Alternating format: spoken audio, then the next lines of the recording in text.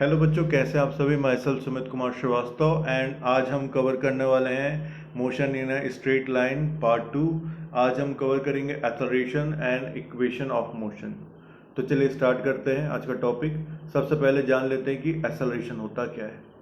तो एक्सेलरेशन को क्या डिफाइन करते हैं? Rate of change of velocity with respect to time is called acceleration and it is a vector quantity. Vector quantity इसका मतलब क्या है कि इसमें मैग्नीट्यूड और डायरेक्शन दोनों की इंपॉर्टेंस होती है। ठीक है ना। अब जो फॉर्मूला है एवरेज एक्सेलरेशन का वो क्या लिखते हैं अपन? Del V by del T. और इंस्टेंटेनियस एक्सेलरेशन का फॉर्मूला क्या होता है? D V by D T. इसकी यूनिट क्या होती है? Metre per second square. Suppose आपका जो वेलोसिटी है वो यूनिफॉर्म है, तो उस केस में आपकी एक्सेलरेशन क्या होती है? ज़ीरो होती है। कैसे होती है? हमने क्या कहा कि rate of change of velocity with respect to time is called acceleration. Suppose आपकी इनिशियल वेलोसिटी थी v1 और फिर फाइनल वेलोसिटी आपकी बढ़ के क्या होगी? आगे v2 हो गई। तो हमारा क्या हो जाएगा? एक्सेलरेशन क्या होता है? v2 minus v1 by T. ठीक है। Rate of change of velocity, इसे हम क्या बोलते हैं? विथ रेस्पेक्ट टू टाइम क्या बोलते हैं अपन? एक्सेलरेशन बोलते हैं। अब जब आपका केस रहेगा यूनिफॉर्म वेलोसिटी का, तो यूनिफॉर्म वेलोसिटी का केस में क्या होगा? वेलोसिटी क्या थ्रू आउट कांस्टेंट बनी हुई है। कांस्टेंट बनी हुई है मतलब v1 is equal to v2 है। और उस केस में क्या हो जाएगा? ये आपका पूरा टर्म जो है वो जीरो हो जाएगा। ये पूरा टर्म जीरो हो गया तो यही तो एक्सेलरेशन है। तो एक्सेलरेशन यूनिफॉर्म वेलोसिटी के केस में जीरो हो जाता है। It means that neither its speed nor its direction of motion is changing with respect to time। Clear है। अब आते हैं यूनिफॉर्म एक्सेलरेशन में। यूनिफॉर्म एक्सेलरेशन क्या होता है? तो जो आपका टाइम है, एक पर्टिकुलर टाइम में जो आपको rate of change of velocity मिली, ठीक है, उसी सेम अमाउंट ऑफ टाइम में आपको जो दूसरा rate of change of velocity मिला, दोनों अगर सेम है तो आपको क्या बोलेंगे? यूनिफॉर्म एक्सेलरेशन है। वही चीज यहां पर लिखा है, if the velocity of body changes in equal amount during the same time interval, then the acceleration of body is said to be uniform। Clear? Acceleration is uniform when neither its speed nor its direction of motion is changing with time। तो इसमें क्या है कि जो uniform acceleration के case में क्या होता है कि जो डायरेक्शन ऑफ मोशन होता है वो भी चेंज नहीं रहता है विद रिस्पेक्ट टू टाइम, उसमें चेंज नहीं होता है। नॉन यूनिफॉर्म एक्सेलरेशन में क्या हो जाएगा? जो आपका वेलोसिटी है, जो आपको वेलोसिटी चेंज मिल रहा है, ठीक है, विद रेस्पेक्ट टू टाइम, और आपने जो उसी रेस्पेक्ट टाइम में क्या करा, एक जो और चेंज निकला, दोनों में अगर डिफरेंस है तो हम उसे क्या बोलेंगे? नॉन यूनिफॉर्म एक्सेलरेशन बोलेंगे। प्रॉपर डेफिनेशन क्या? If the velocity of body changes in different amount during the same time interval. ठीक है ना। उसी टाइम इंटरवल में, सेम टाइम इंटरवल में आपको जो वेलोसिटी चेंज मिल रही है वो डिफरेंट है पहले वाले से, तो हम क्या बोलेंगे? उसे नॉन यूनिफॉर्म एक्सेलरेशन है। ठीक है ना।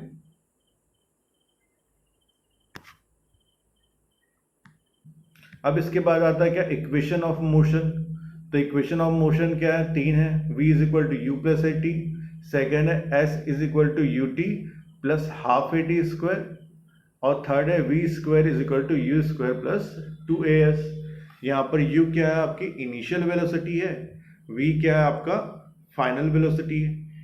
a क्या है? आपका एक्सेलरेशन है। और t यहाँ पर है टाइम। और s क्या है? आपका डिस्टेंस है। क्लियर है। अब आते हैं केस फर्स्ट में। If the body is suspended freely. Suppose आपके हाथ में एक बॉल है, आपने बॉल पकड़ के रखा है। अब आप उसे जब होल्ड करके रखें तो उस समय उसकी पोजीशन क्या है? इनिशियल पोजीशन क्या है? वेलोसिटी क्या है? वहां पर जीरो है। आपने होल्ड करके रखा है, मतलब आपकी जो वेलोसिटी है u की वैल्यू क्या होती है? जीरो होती है। अब आते हैं एक्सेलरेशन में। तो acceleration toward centre of earth क्या होता है? पॉजिटिव होता है। तो एक्सेलरेशन की वैल्यू यहाँ पर क्या है? प्लस जी है। तो इसके हिसाब से जब आप बॉडी को क्या है? सस्पेंडेड फ्रीली, आप फ्रीली छोड़ते हैं, मतलब टूवर्ड वो अर्थ सरफेस या टूवर्ड द अर्थ सेंटर की ओर है, तो उस कंडीशन में जो आपके इक्वेशन ऑफ मोशन है उसमें चेंजेस क्या आएंगे? सबसे पहले v is equal to g t हो जाएगा। कैसे हो जाएगा? सबसे पहले वहां पर आप u की वैल्यू 0 रखेंगे और a की वैल्यू क्या हो जाएगी? प्लस g, तो v is equal to g t हो गया। सिमिलरली सेकेंड वाले में भी u 0 हो गया, तो आपका क्या हो गया? हाफ जी टी स्क्वायर, और थर्ड में आ गया v square is equal to 2gs। Clear है? ये तो हो गया आपका पहला केस। अब आते हैं second case. If the body is thrown vertically upward, आपने हाथ में बॉल रखी और उससे आप क्या कर रहे हैं? वर्टिकली ऊपर की ओर थ्रो कर रहे हैं। तो मैंने क्या, जैसे कि बोला है, आपकी पहली इनिशियल पोजीशन क्या है? जब आपने उसे होल्ड कर रखा है तो उस समय आपकी इनिशियल वेलोसिटी है 0, मतलब u इज इक्वल टू आपकी वेलोसिटी क्या होगी? 0 हो गई। अब जब आप बॉल को वर्टिकली अपवर्ड थ्रो कर रहे हैं, मतलब मैंने क्या बताया, टुवर्ड सेंटर जो होता है वो एक्सेलरेशन, जो g की वैल्यू होती है एक्सेलरेशन ड्यू टू ग्रेविटी, वो क्या होती है? पॉजिटिव होती है। लेकिन अप साइड सरफेस जो होता है, जैसे ही हम जाते जाते हैं तो उसकी वैल्यू हो जाती है निगेटिव, तो a is equal to minus G. तो इसके हिसाब से आपको जो इक्वेशन ऑफ मोशन मिलेंगे वो पहला क्या होगा? v is equal to minus g t, दूसरा s is equal to half g t square, यहाँ ए टी लिखा है ना, ये ए टी ना होके half g t square. Clear है? और थर्ड हो जाएगा v square is equal to minus 2gs। तो ये आपके 3 इक्वेशन मिल गए और ये आपके सेकेंड केस था। तो ये 2 केस हो गए। अब यहाँ पर आपको पर्टिकुलर रिलेशन दिया हुआ है, ठीक है? ये रिलेशन क्या है कि जब आपकी बॉडी रेस्ट की कंडीशन में, तो रेस्ट की कंडीशन में आपकी वेलोसिटी क्या होगी? 0 होगी, एक्सेलरेशन भी 0 होगा, और जो डिस्टेंस है वो proportional to t to power 0 रहेगा। जब यूनिफॉर्म वेलोसिटी की बात करते हैं तो यूनिफॉर्म वेलोसिटी में आपका क्या हो जाता है? एक्सेलरेशन की वैल्यू हो जाती है 0, और जो आपका डिस्टेंस है या डिस्प्लेसमेंट है वो क्या होता है? प्रोपोर्शनल टू टी हो जाता है। क्लियर है? यूनिफॉर्म एक्सेलरेशन की बात करें, यूनिफॉर्म एक्सेलरेशन की, तो यहाँ s जो है वो प्रोपोर्शनल टू टी स्क्वायर हो जाता है, v प्रोपोर्शनल टू टी, और acceleration proportional to t to power naught. ये आपका कंक्लूजन है, ठीक है ना? और ये आपका लास्ट है। जब नॉन यूनिफॉर्म एक्सेलरेशन है तो उस केस में आपका जो रिलेशन मिलेगा, s जो है वो proportional to t to power 3 और मोर होता है, v जो प्रोपोर्शनल होता है टी टू पावर 2 और मोर, और a प्रोपोर्शनल तो होता है टी टू पावर 1 और मोर। तो ये बेसिक रिलेशन है, पता होना चाहिए। अब इसके बाद हम देख लेते हैं एक न्यूमेरिकल कि इक्वेशन ऑफ मोशन के थ्रू हमारे न्यूमेरिकल कैसे बनेंगे। तो ये पहला क्वेश्चन है। A bullet moving with a speed 10 metre per second hits the wooden plank and is stopped when it's penetrate the plank 20 centimeter deep, calculate the retardation of bullet। तो यहाँ पर क्या बोल रहा है कि जो बुलेट है वो उसकी स्पीड क्या है? 10 मीटर पर सेकेंड है, और जैसे ही वो वुडन प्लैंक को स्ट्राइक करती है, पेनिट्रेट करती है, तो वो कितना अंदर तक जाती है? 20 सेंटीमीटर डीप तक जाती है, ठीक है ना? लेकिन एंड में उसकी वेलोसिटी क्या हो जाएगी? 0 हो जाएगी ना। जब आपका बुलेट वुडन को स्ट्राइक करेगा और 20 सेंटीमीटर डीप जा रहा है, तो उसके बाद उसकी फाइनल वेलोसिटी क्या हो जाएगी? 0 हो जाएगी। तो यहाँ पर हमारे पास 3 इक्वेशन है। अब 3 इक्वेशन में से कौन सा इक्वेशन लगेगा ये सोचना पड़ेगा। तो हमारे पास 3 इक्वेशन में से कौन सा लगेंगे? आपको क्या निकालना है? रिटार्डेशन ऑफ बुलेट निकालना है। रिटार्डेशन मतलब यहाँ पर एक्सेलरेशन जो है वो क्या हो रहा था? धीरे धीरे वेलोसिटी क्या है? वो धीरे धीरे कम हो रही थी। जब कम हो रही थी वेलोसिटी, मतलब ये आपका क्या है? रिटार्डेशन की केस में आ जाएगा। तो हमारे पास 3 इक्वेशन है, इसमें से कौन सा लगेगा? v square is equal to u square plus 2as। अब v की वैल्यू यहाँ पर क्या है? हमारे पास 0 है, क्योंकि फाइनल में आपका क्या है? वो रेस्ट की कंडीशन में आ जा रहा था। u है आपका 10 metre per second square, 10 metre per second. आपकी u की वैल्यू क्या थी इनिशियल में? 10 मीटर पर सेकेंड, तो यहाँ 10 हो गया। अब इसके बाद क्या है? प्लस 2, आपको a की वैल्यू निकालनी है, और आपको डिस्प्लेसमेंट डिस्टेंस जो है वो यहाँ पर दिया हुआ है, वो कितना है? 20 सेंटीमीटर, मतलब ये आ जाएगा 0.02। क्लियर है?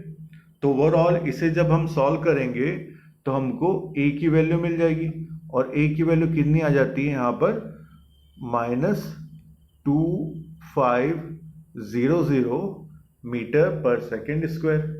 तो ये था आपका सॉल्यूशन पहले क्वेश्चन का। क्लियर है? अब आते हैं अगले क्वेश्चन में। अगला क्वेश्चन क्या है, a falling stone takes 0.2 seconds to fall past a window which is 1 meter high. From how far above the top of the window was stone dropped? तो यहाँ पर क्या बोल रहा है कि एक जो फॉलिंग स्टोन है, एक पत्थर आपका जो नीचे गिर रहा है, वो पास्ट विंडो से क्या है, 2 second, it takes 0.2 second to fall past a window which is 1 metre high. तो इसके लिए एक पहले डायग्राम बना लेते हैं कि सपोज ये आपकी वॉल है ना, ये पूरी वॉल है। अब यहाँ पर आपका विंडो है, ठीक है ना। अब विंडो से, इस पर्टिकुलर से जब आपका जो पत्थर है वो नीचे की ओर गिर रहा है, तो इसे कितने लगते हैं, 0.2 सेकेंड लगते हैं, ठीक है। और जो ये ग्राउंड है, यहां से इस विंडो की जो हाइट है वो कितनी है, 1 मीटर है। क्लियर है? From how far above the top of the window was stone drop. तो विंडो के कितने ऊपर से, विंडो के कितने ऊपर से आपका जो स्टोन है उसे ड्रॉप किया गया है, ये बताना है। क्लियर है? तो यहाँ पर डिस्टेंस वाली बात आती है, तो हमारे पास दो फॉर्मूला है, v square is equal to u square plus 2as, और दूसरा s is equal to u t plus half a t square. तो यहाँ पर लगेगा सेकेंड वाला, s is equal to u t plus half a t square, ये formula लगना है।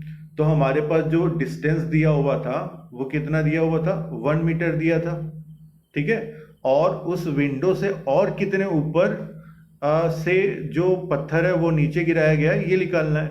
तो अपन मान लेते हैं कि वो जो डिस्टेंस था वो s ही था, ठीक है, प्लस ये हमारा 1 मीटर एक्स्ट्रा हो गया, जहां पर की वैल्यू हमको पता है, तो s प्लस ये 1 हो गया। क्लियर है? इसके बाद हम देखते हैं हमको क्या दिया हुआ था, u। अब u की बात करेंगे तो इनिशियल जो था पोजीशन वो क्या था, 0 मान के चल रहे हैं उसको। पहले वो एक पर्टिकुलर होल्ड में था, वहां से नीचे गिराया गया, तो ये वाला पूरा टर्म क्या हो जाएगा, टेंस टू 0 हो जाएगा। तो अपने पास क्या आया, हाफ ए टी स्क्वायर, ठीक है।